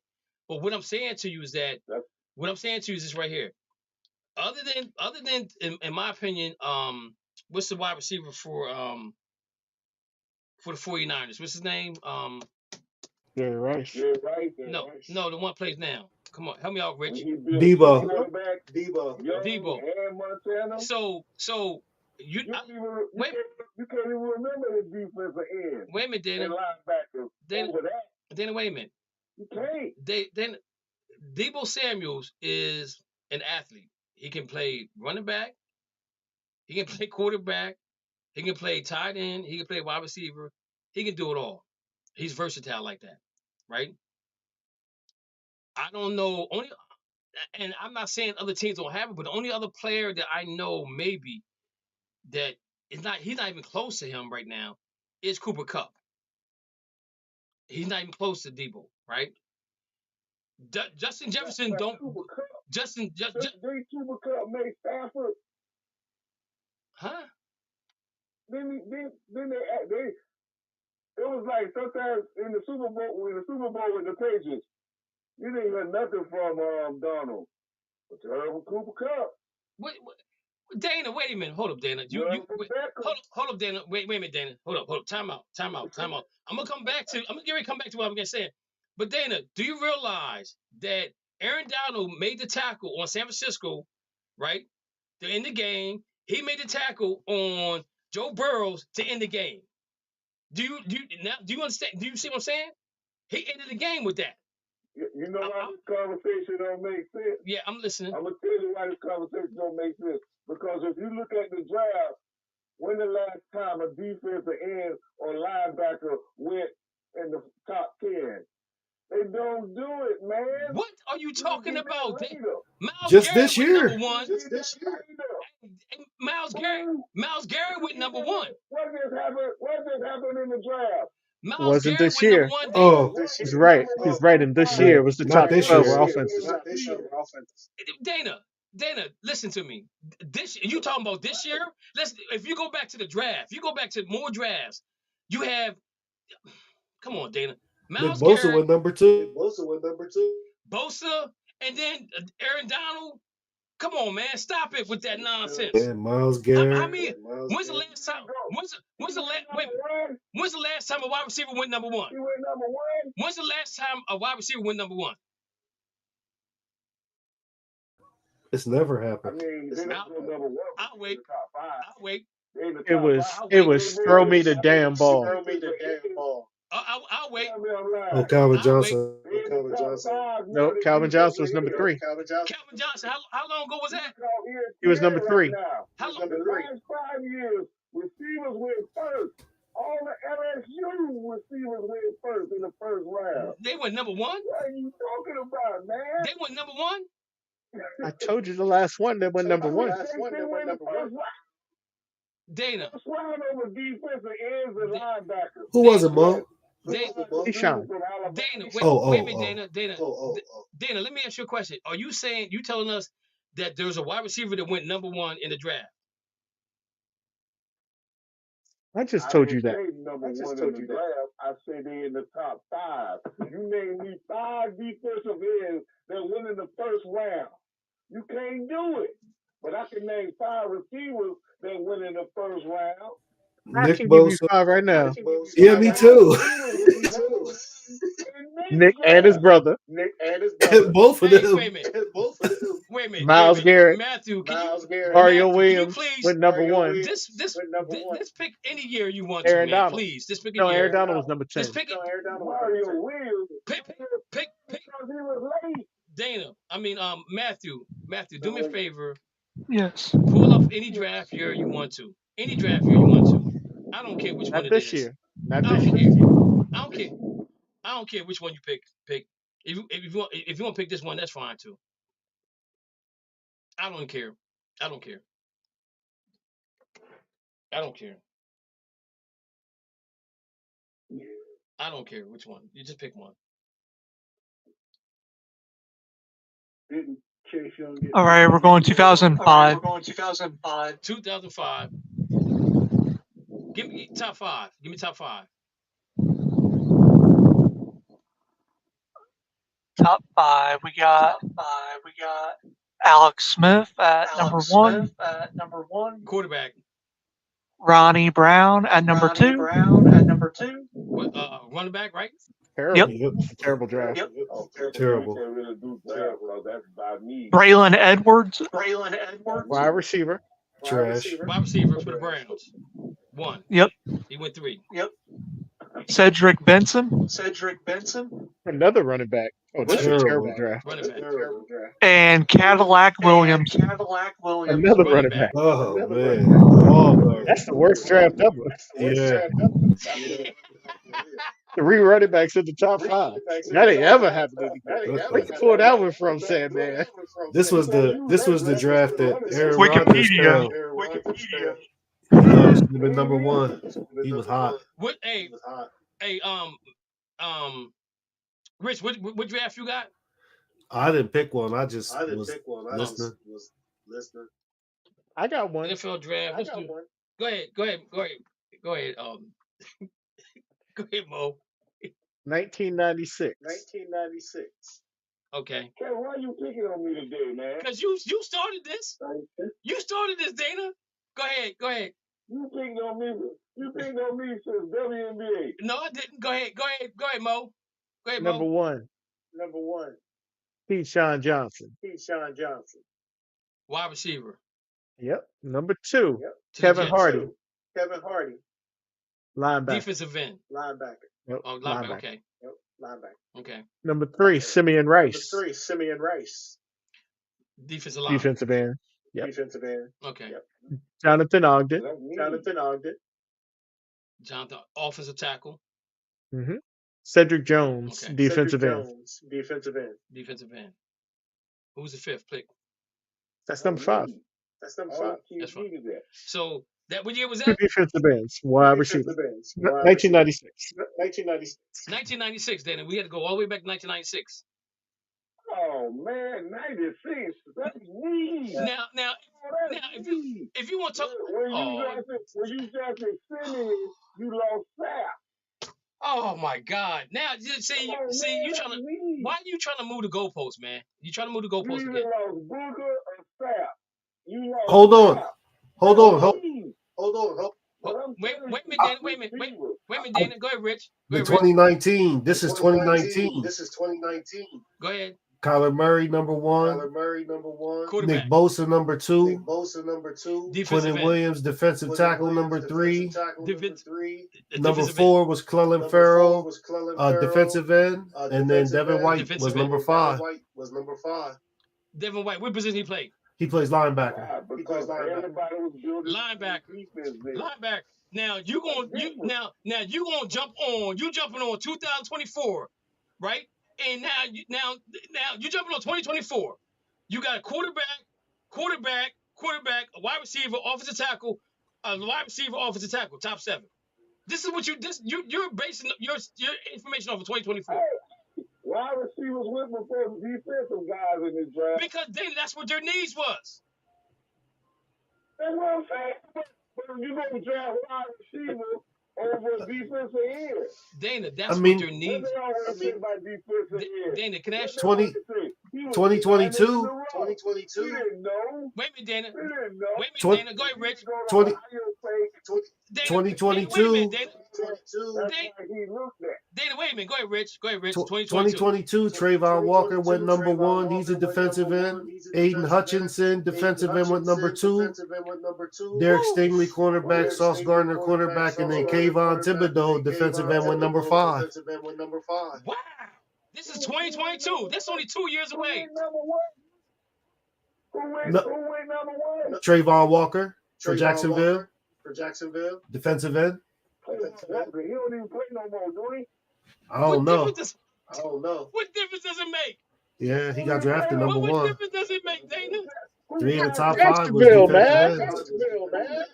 Jacksonville then. But what difference does it make, Dana? What difference? Because they drafted me. Dana, Hey, stop with the we knee. want to go to Dana, stop. 2023. We can go back to 1977.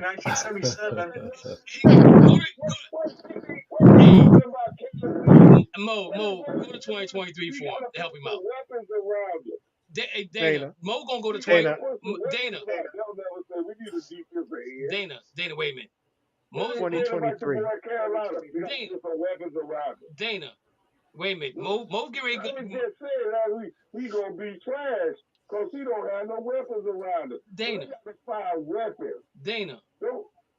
Don't they look for weapons to build these quarterbacks up? They don't look for no defensive end to build him up. Dana. Where they gonna leave him to practice so he won't learn how to get hit? Dana. This is a rant if I ever heard one. Yeah. Dana, let This Mo is a do rant. 2023, please. Let him do 2023. Go ahead. Okay. Go ahead, Dana. I mean, go ahead, Mo. Kel just beat me up tonight. No, I ain't. Go ahead, Why Dana. you beat me up? Go ahead, go ahead, Mo. Do 2023 for him. Bryce Young, quarterback. CJ Stroud, quarterback. Will Anderson, defensive end. Anthony Richardson, Quarterback. Devin Witherspoon, cornerback. That's Top 5, five. Dana. That's 5, Dana. I ain't hear wide receiver there. That's Everything is need, Dana. It's always gonna be need. We can go back to 1977. Wait a minute. Matthew's going back to 1997 to help you. No, No, he said 1977. 1977. Oh, 1977. That's worse. That's worse than Here's the facts. Wait a minute, Dana. Hold on. When they draft a quarterback, aren't they drafting needs? If they draft a quarterback, they got to put some weapons around it. What they say? Who he gonna throw the ball to? Bryce Young need to retire. He don't have nobody to throw the ball to. Dana. Before Matthew do his draft, I gotta say something to you. Have we not talked about in the last 4 or 5 years, and anybody can disagree or agree with me, that we've seen the NFL draft more for needs and not for wants? Because they'll have a player on the board say he's the best available, but that's not what they need, right? Am I right or wrong? Right. Okay, so right. Okay. So Matthew, go ahead and give us your 1977.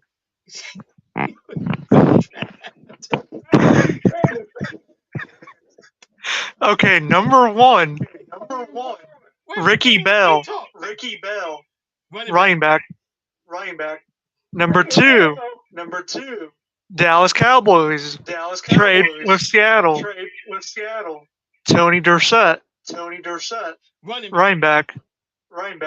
Number 3, Eddie Edwards, defensive end out of Miami. Oh, Num- out of Miami, Dana. That's your club. Number 4, Marvin Powell, offensive tackle, USC. And number 5, New York Giants, Gary Jeter, defensive tackle, USC. Wow, and not one wide receiver. I can't make this up, man. And only thing I'm saying, and I'm not taking no money. I'm saying those drafts needs. Then we're not saying they're not needs. Okay, name those top 5 teams. Hold on, Dan. We can go back to the first NFL draft. Wait a minute, Dana. Matthew got another draft for you. Go ahead, Matthew. The first NFL draft. Come on, Dallas, man. Number 1, Jay Burranger, halfback out of Chicago University. Number 2, Boston Redskins, Riley Smith, quarterback out of Alabama. Pittsburgh Pirates, Bill Shakespeare, Oh my God. back position. I can't make this up. Brooklyn Dodgers, Dick Can't Crane, make this up.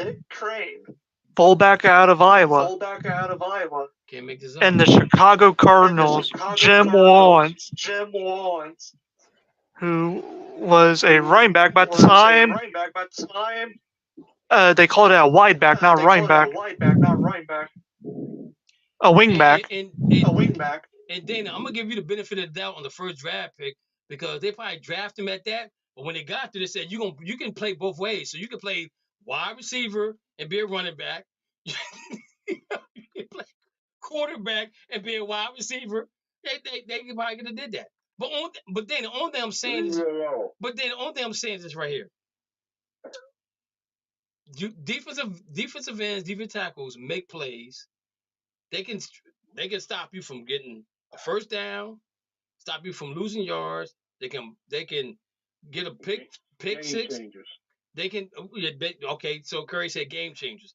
I'm not saying I'm not saying wide receivers can't do it, but they're not game changers. They're not game changers like that. They're not game changers like that. Quarterback. So now you're gonna blame it on the quarterback. What Giselle said?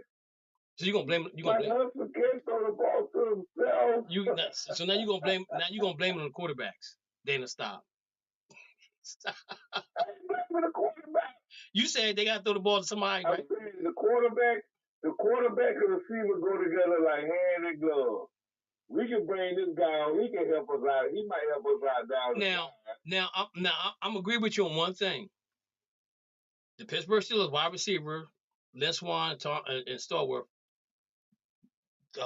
when he don't act like he got dementia, Terry Bradshaw does say that they made him the quarterback that he was. He gives all credit to them guys because they were definitely before their time. And there's no ifs and buts about it. They were great wide receivers. Hey, Dan Marino to the marks, brother.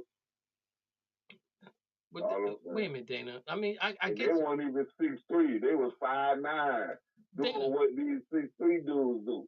So you compare them to? But we couldn't get no defense in to play defense in Miami. Oh, but wait a minute, Dana. Wait a minute, Dana. Did Dan Marino win a Super Bowl? No. Okay. Behind Joe okay. I just want to make sure that we got that out the way because Terry Bradshaw won Super Bowls with those guys. Man, I'm not why you beating me up? I'm not because you keep bringing stuff up. I'm just adding on to the fire. You know what I'm saying? You flickered the flame, and now I'm making the flame higher. I'm done. Ever since OTAs. So before we move on, so we didn't get a chance to talk about the OTAs last week, but what's going to happen is they're going to stop OTAs going forward because this is what the owners want. They want to add another preseason game. They want to add another preseason game, and they want to add another game onto the schedule, which makes it 18 games. They want to get to 20 games, guys. This is ridiculous. So they need to give more money and more people on the team. Are you guys okay? Like the military, more bodies. Are you guys okay with 20 games?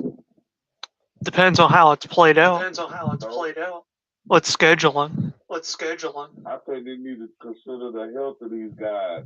They disrespect these guys. You ain't gonna raise my pay.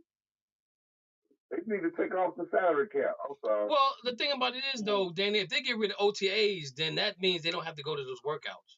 Now, a good thing about OTAs, we don't hear a lot about guys getting injured, but there are some freak accidents that do happen at OTAs, right? And so they're saying if we get rid of OTAs, we're gonna add a preseason game, and then we're gonna add another game to make it 18, which they actually want to get to 20 games. I think that's entirely too long for a football season. I think they should have stayed at 16 games and been done with it. It's simply the NFL is starting to be greedy now. They're starting to be greedy, and you know they was gonna go longer. And I'm gonna tell you, they want to go to Brazil. And I'm gonna tell you what's gonna happen though is somebody like Patrick Mahomes is gonna get hurt because they got to play extra games, and then that's when it's gonna be questionable. Maybe the NFL season is too long. Maybe you need to cut it back. Maybe you need to do this. But by that time, it's gonna be too late because they're gonna sign the CBA that they're gonna the CBA, and they're fixing this up for the CBA to coming up. Okay, yeah, guys, we're gonna get rid of OTAs. They're not gonna be called for. You do your own workout, right? You can work out anywhere you want to, but come spring training, when it comes July, we're gonna add another preseason game on. All right, and more likely, what you're not gonna see your starters play in a preseason game. You're gonna see guys that's trying to make the team, guys that are trying to make. I think they should add preseason. And so, but they're gonna add another game on. I think it's nonsense, man. I really do. I think football and hockey are probably the two most, other than NASCAR, are the three sports that the flick of an eyelash you could end your career. And for them to play even longer is totally ridiculous because now what it does, it pushes the NBA All-Star game almost out of February into it may pushes the All-Star game into the last week of February. All right, which means the trade deadline will be that week after the All-Star game, which would be in March. So you don't play the majority of your games. Nobody don't care about the NBA over the NFL. Well, you can see that now. You got football on Christmas Day and all that kind of stuff. They kind of compete with each other. You know what I'm saying? It is what it is. They're making you make a choice of what you want to watch. I'd rather see the NFL over the NBA. But that's because your team sucks, Dana. I can understand that. But my team did better than yours. But your basketball team? You got shut out. Your basketball team? You didn't even score. I'm talking about basketball. Huh? You said you'd rather watch football. Y'all gonna get swept. You said you'd rather watch football than basketball. I said that's because you're Lakers suck and they finna hire JJ Redick. And that's what I said. They get ready to hire JJ Redick. They suck. And that's what I said because your team suck. But the thing about it is, I think what's going to hurt the NFL. But I think what's going to hurt the NFL is they got too many channels right now going on. They got way too many channels with football games going on. So we're not fortunate to have the packet that Mo has, where he can watch almost everything free. Because I like to record my stuff, and I don't know if I can record stuff on what Mo has. So that's why I don't want that. But again, they're gonna have you have to buy Netflix, you have to buy Amazon, you have to buy Prime Video, you have Hulu, Peacock, all that craziness. Take the NFL off regular TV. You know what I'm saying? Yeah, that's where that's where it's leading to. But the thing about it is that once the NBC gets the NBA, look out because Fox and CBS better watch out because NBC is not far from behind and getting those two sports back as well because that's where it all started was NBC. Football? Yeah. I'm telling you. Football was good on NBC though. Yeah, that's what I'm saying. Football was good on NBC. NBC, CBS, ABC, they were all good. But now put it back on Channel 8. That's where the Steelers and Dolphins always go to playoffs. Well, never mind. I ain't gonna say that other team and the Cowboys. Okay. We got like 7 minutes left. So, real quick, guys. Larry Allen passed away today. Unfortunately, he was on vacation with his family in Mexico. I thought he was older than that. He's only 52 years old. So say a prayer for his family. And that just makes you wonder, man. Is once you leave the game of football, how much do you take care of your body at that point in time because you're not working out. It's just sad for somebody that young to pass away. And being that it's in Mexico, you don't know what could have happened to him. Because they got lost. He was in Mexico? No, they was on vacation. Oh, he probably got poisoned. Real quick, guys, we got like 6 minutes left. I wanted to go over the how many NBA teams, how many NBA players that won a scoring title won a title, and we'll talk about it next week. But what I want to do real quick, if I can go through your wildest predictions for next season, in any sport in 2025. Give me your wildest predictions. Give you guys a chance to think that out. But we're gonna let Mo go first because I know Mo has to go and tuck his son in to go nighty night. And then we'll talk about the quarterback. We'll talk about the players next You're week. still a fan too, Mo? Yes, he is. He was raised the right way. Oh, So you didn't let him pick his own team? He can become a Ravens fan if he wants. I ain't buying him the Ravens stuff though. He can forget that. Oh, So okay. So make your prediction. Give it to me so I can put it on the page because you guys never gave me your stuff about the record breakers. I needed that to put on the page. Nobody gave me that. So if you can give me that too, that's fine. Oh. If not, I'm okay with that. But again, Mo, give me your wildest prediction in 2025 in any sport. 2025, the Boston Celtics win back-to-back NBA championships. Who are they going to play against in 2025? 2025, they will play against. Minnesota. Oh, that's good. I'm gonna say versus the Minnesota Timberwolves. Okay. Jason Taylor gonna be a Laker then. Dana, give me your wildest. Write this down and send it to me because I'm gonna put it on the post. My wildest pick. I'm not trying to make Mo happy. I'm not trying to make Mo my friend, but I just like this dude. If I could play for any coach, I like to play for Mike Tomlin. So I'm gonna go ahead and say the Steelers win the Super Bowl in 2025, and Mike Tomlin retired off into the sunset. Okay. Rich, what you got for us? What am I doing? I'm sorry. The wildest prediction for 2025 in any sport.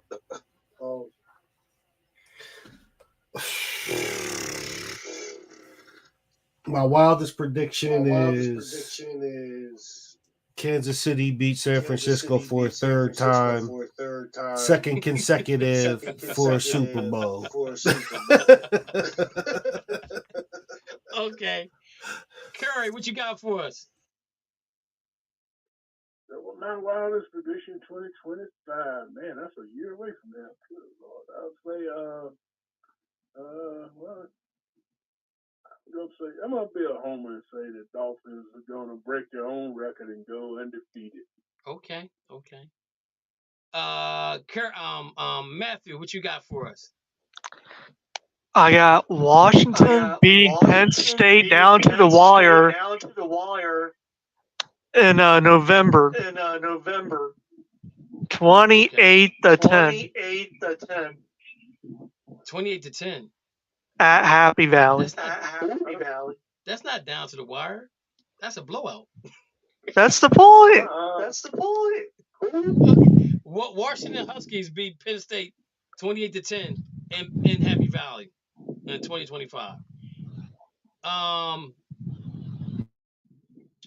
Lou, give me a prediction for a wild prediction for 2025. Cowboys win the Super Bowl. Against who? I knew it. Laugh if you will. Go ahead. You never know. New York Jets. Oh, the Bills. Oh. Who? I know somebody who's a coach. I can't do it. Who? Against who? You said the Bills. Oh, he said Buffalo Bills. Okay. Yeah. My wildest prediction is I have the Miami Dolphins versus Dallas Cowboys going to Super Bowl and losing. So the weight of the world is on their shoulders again. That's my wildest that's my wildest prediction for football. I got a couple more for baseball and basketball, but I just want to do that one. So real quick, other than Dana, Who thinks that Dallas Mavericks are going to beat the Boston Celtics in the playoffs?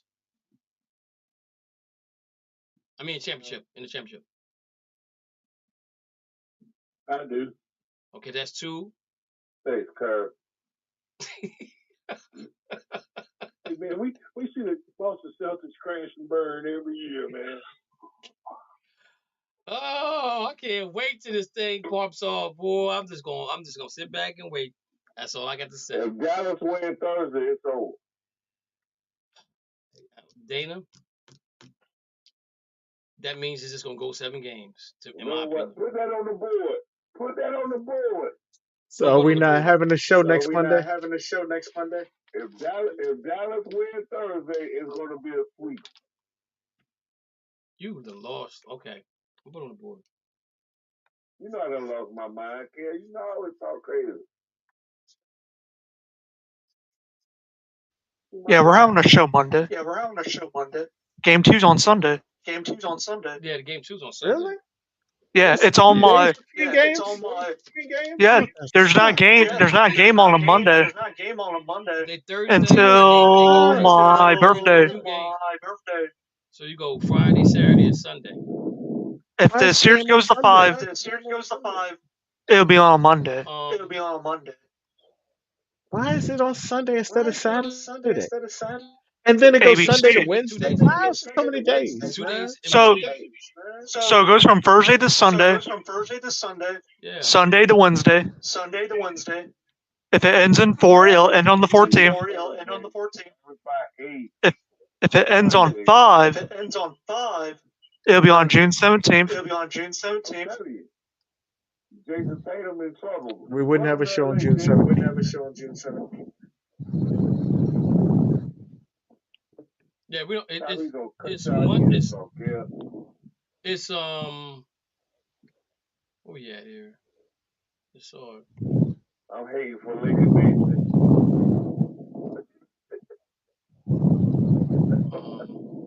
Where is it? I just saw it on here. Finals. Hey, Kev, I got a phone number left, so I can call you after the game. Yeah, call me if you want to. All right, fellas. Don't cut me out. I just saw it on here. Schedule. Probably drunk. You drunk. Yeah. No, I'm telling you right now what's gonna happen, Dana. We gonna win, and I'm gonna pick up Mo. We going up there to the party. We gonna party like it's 1999 again. Partying with Rick James. I pray for Jason Tatum. So Mo is gonna beat him up after this game. 6'9", 6'6", 6'9", 6'12", 6'14", 6'17", 6'20", 6'23". So they go. See, that'd be nice if it ended on my birthday. Like I can decide. I can make a phone call to the NBA and be like, "Hey, I want the Celtics to win in 5 games." It'll be 3 days off between them going to Dallas. Okay, and then to go back to Boston on the 17th, and then go back to Dallas on the 20th, then they go back to Boston on the 23rd. On that, I'm gonna say this right here. All right, Mo. On that, I'm gonna say right here. Kyrie better come ready, prepared for war, because them fans are gonna drive him bananas. They're gonna drive him bananas, right? Now he's matured a lot since then, but I think that the way he treated those guys before he left, they got something to prove to him. Hey guys, I appreciate y'all guys hanging out. I appreciate y'all guys hanging out with me again today. As always, it's a pleasure.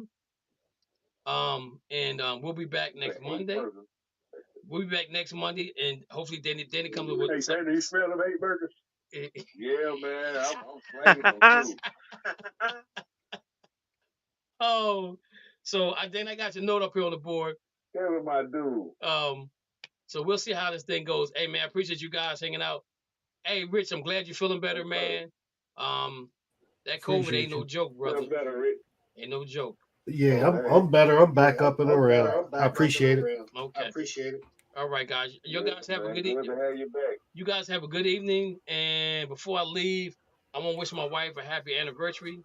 The 6th is our anniversary. Happy anniversary. We'll be at Happy work. anniversary. We'll be at work. But hopefully this weekend we can go somewhere and hang out or whatever. I don't know. Thank you for putting up with me, Miss Dixon. All right, guys, man. Y'all take care. You too. Y'all take care. Thank you for listening to the Just Us Sports Talk Show. You have been entertained in the sports world by K. Dix from Harrisburg, Pennsylvania, the small city with a large heart, Dana the Hater Clark from St. Petersburg, Florida, and Murray E. Baskerville from Gotta Be More Careful, Baltimore, Maryland. Remember, we throw stones and we do live in glass houses. Big-time players make big-time plays and big-time games. Stay ready to be ready. You have been listening to an In the Zone Sports Talk Radio production.